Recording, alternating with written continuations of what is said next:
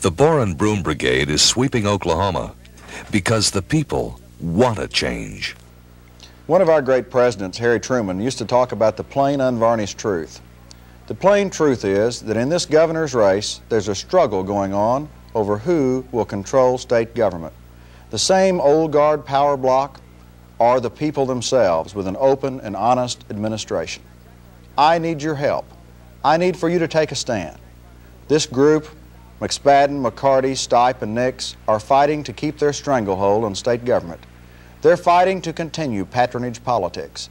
They're fighting to have people hired in state government on the basis of who they know and not what they know. They know clearly that if you elect me as your governor, I'm going to put an end to that kind of politics. They know, for example, that I'm no longer going to let Senator Gene Stipe run the prison system of Oklahoma. The days when you have to contact him to get a job will be over and done with.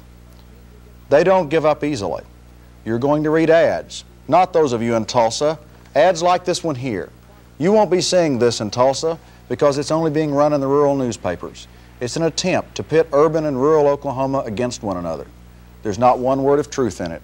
This newspaper accuses me of doing away with everything from county road money to teacher retirement and even homestead exemption. We don't need that kind of negative politics in Oklahoma. We don't have to have that negative politics in Oklahoma. With your help, we can bring a new day to this state. We can open up our government. We can end that unfair inheritance tax. We can open up the legislative committees and let you know what's going on. Let's work together to clean up Oklahoma. Let's let this old guard power block know where we stand. Let's let them know that their days are numbered. Help me. Help me clean up Oklahoma. The Boren Broom Brigade is sweeping Oklahoma because the people want a change. Help David Boren, a clean, honest young man.